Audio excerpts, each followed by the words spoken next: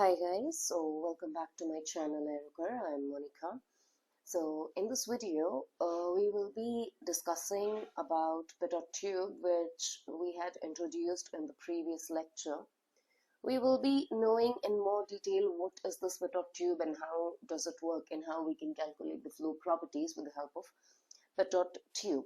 So before looking at how it works, let us dive into the history of this Pitot Tube. Where did it come from? Let us have a look. Without any further delay, let's get started. Now, there was this Frenchman called Henry Pitot who was really curious about measuring the flow velocity of a river. So what he did was, he just took a tube and bent that into L shape. Now, for example, let us consider this is the flow of a river, this is the flowing river. He took a tube and bent it into L shape. Now, what he did was, he placed this tube in such a way that the open end, the bent open end of the tube was facing the river. So this is how he bent this tube and used this open end of the tube and the pressure inside that tube, the pressure of the fluid inside that tube, to measure the velocity of the water. So this was the first time in the history that there was something called as a proper instrument which was made to measure the velocity. The proper measurement of velocity was made, and this later was known as something called the Pitot Tube, which we use till today as a source of measurement. And we also find that this Pitot Tube is used in many of the aircrafts as well. Now, let us consider a flow field where we have the pressure as P1 and velocity as V1. So our task here is to study this P1 very closely. Now, we know that pressure is something which is associated with the rate of change of momentum of the gas molecules that are impacting on a crossing surface. So, which means we can say that pressure is related to the motion of the molecules. But we also know that the motion of the molecules is very random, correct? So, as the molecules move in all directions with various velocities. How can we understand this more clearly? Let us have a look. So now, imagine that you hop on a fluid element. Consider fluid element as some box and you're sitting on that fluid element of the flow and ride with that fluid element at velocity V1.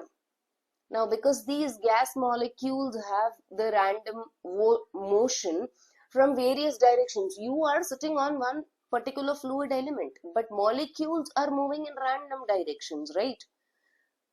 Other than this particular fluid element, there are molecules that will come and hit you from various directions, correct? Because of that, you will feel the pressure of the gas on you. So this pressure that you're feeling, we will name this pressure as static pressure. So let us name this as static pressure. So what is static pressure? It is a measure of purely random motion of molecules in the gas. It is the pressure when you feel when you ride along with the gas at the local flow velocity. Now, further what we do is, we consider a boundary of the flow. For example, let us consider this boundary as a wall which is sketched over here. And there is a small hole drilled perpendicular to the surface of the wall. And the plane of the hole is parallel to the flow, that is this point A. So you can see this is parallel to the flow and perpendicular to the wall. Now, because the flow moves over the opening, the pressure is felt at point A. When there is some flow coming in this direction, there is a hole over here, correct? So as this flow is moving over the opening, this point A can feel the pressure due to random motion of molecules. So which means I can measure the static pressure over here, correct? So at point A, the static pressure is measured when I'm drilling a hole in that surface. So this small hole that you're drilling in the surface is known as the static pressure orifice. So this hole is known as your static pressure orifice, or it can also be called as a static pressure tap. So probably I think when we were discussing about the wind tunnels, there was this term called the pressure tap that we were discussing, right? So similarly, this is called as the static pressure orifice or a static pressure tap. Now, what we will do is we will take this Pitot tube, which is in the bent L shape, and insert this into the flow that we have considered over here. So we will take this Pitot tube in such a way that the open end is directly facing into the flow. That is, the plane of the opening tube is perpendicular to the flow. So let us consider this as point B. Now, the other end of the Pitot tube, what we are going to do with that? Let us connect that with a pressure gauge over here. So I'll connect that with a pressure gauge. So this is your pressure gauge, and here you have a point called C. Now this Pitot tube is closed with the help of a pressure gauge. So for the first few milliseconds after this Pitot tube is inserted into the flow, what will happen? The gas or the liquid, whatever we have, whichever fluid we have, it will just rush into the open end of this tube and fill the tube completely. So what happens now? This tube is closed at point C. So there is no place for the gas to go anywhere. So after a brief period of adjustment, as the gas inside will get adjusted, it will get stagnated. What do I mean by stagnated over here? When the gas becomes stagnated, which means its velocity will be zero. Its velocity will go to zero. That is nothing but the gas will just eventually pile up in the tube and stagnate everywhere inside the tube, including this open end. That is at point B. Now what happens as a result of this? We observe this streamline, right? So if I'm considering this as point B, let us take here a point D. Okay, so this streamline, which is right ahead of the open end, that impinges directly into the open face of the tube.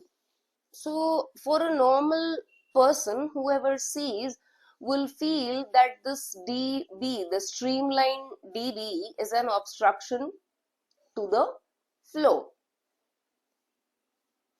So now the fluid elements along this streamline DB slow down as they get nearer to the Pitot tube. So as they get closer to the Pitot tube, the fluid elements of the streamline become slow and go to zero velocity. As they come closer, closer, closer, the velocity over here becomes 0, which means VB is equal to 0. So now at any point where you measure pressure, where the velocity is 0, as we are saying, the fluid elements are piling up and the velocity is going to 0. Now if I measure pressure at this point B, that pressure I will call it as stagnation pressure, because the gas is getting stagnated over here. Correct? So, which means, let us denote this stagnation pressure by a term, by a denotation called P naught. Let us denote this as stagnation pressure. So, which means, can I write PB is equal to P naught? Correct? So, point B would be the point where I'm going to measure the stagnation pressure or total pressure. So now from the discussion that we have seen over here, we see that there are two types of pressure that can be defined. One is the static pressure and the other one is the total pressure or the stagnation pressure. What is the static pressure? It is the pressure which you feel by moving with the flow at its local velocity. Total pressure is the pressure which is that the flow achieves when the velocity is reduced to 0. That is the total pressure. So whenever someone asks you about total pressure, keep in your mind this definition, that it is the pressure that the flow achieves when the velocity is reduced to 0. Now, the question arises, how do we use this Pitot tube to measure velocity? We see that we are getting the measurement of pressure because we discussed that Henry Pitot used the pressure inside that tube to measure velocity, right? So how do we proceed about that? Let us have a look. Now, as you can see, the pressure that is exerted by the flow at the inlet of this tube, that is at point B, it is impressed throughout the tube. That is, there is no flow inside the tube. So at point C, this pressure gauge, the pressure that is going to be measured by this pressure gauge would be P naught, because the gas is piled up in this Pitot tube. Correct? This measurement in conjunction with static pressure P1 at point A. So which means there is a difference between the static and total pressure. So how can I write that difference as P naught minus P1? Correct? So this pressure difference will help me in calculating the velocity. So this is a similar kind of process that we did in our previous video, right? So let us have a look. How can we do this? What am I going to do? Apply the Bernoulli's equation between point A and point B. So now at point B, we know that velocity is 0. So can we write the Bernoulli's equation as something like this? PA plus half rho VA square plus PB plus half rho VB square. Now I can also write this equation as, so at point A or D, if we consider for that matter, I can write pressure as P1 and my velocity would be V1. So at PB, we saw that our pressure can be denoted by P naught plus this would be 0. So I am remaining with the equation half rho V1 square is equal to P naught. So if I solve this for V1, what is the equation that we get? So V1 would be equal to under root 2 into P naught minus P1 by rho. So let us take this as our equation 2, and this would be your equation 1. So this equation 2 allows me to calculate velocity with the difference between total and static pressure. So the total pressure is obtained with the help of Pitot tube, and static pressure is obtained from a suitably placed static pressure tap. Now, most of you might be getting a question that isn't it possible for us to measure the static pressure and the total pressure at once, because we are measuring the static pressure, the total pressure with the help of Pitot tube and static pressure with the static pressure tap. Instead of that, what we will do is we will measure both at the same time. How can we proceed about that? So we are going to do that with the help of a device called as Pitot static probe. What does this Pitot static probe measure? It measures P0 at the nose of the probe. So here, as you can see, it is pointing.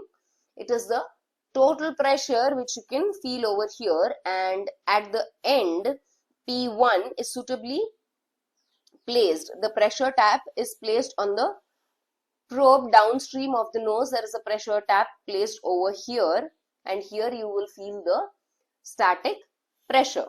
So here in equation 1, this term half rho V1 square, this term half rho V1 square is called as the dynamic pressure. And let us denote this dynamic pressure by Q1.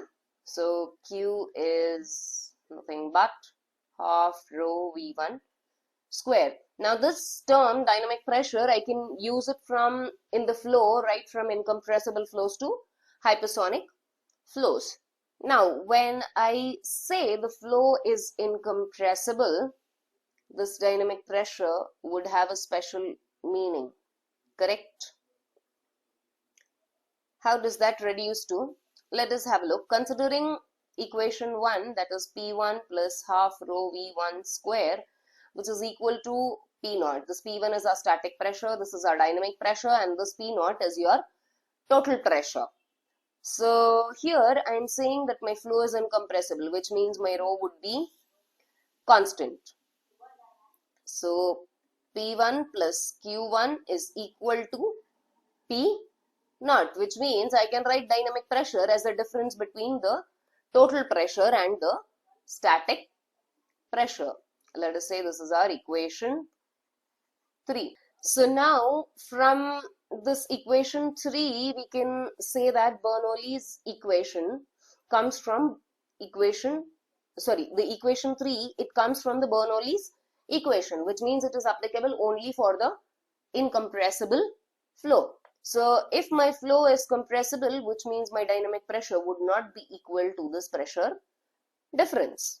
So equation 2 that we get, this equation 2, it is valid for incompressible flow only.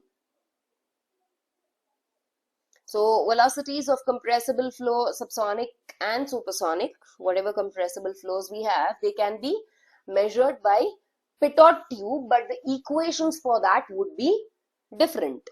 Now, there is one important note that we have to remember over here, that is the Bernoulli's equation holds for incompressible flow only. So, any relation that you derive from the Bernoulli's equation, it will hold for incompressible flow only. So, with this important note, we end our discussion about the Pitot tube over here. Thank you for listening. Stay tuned.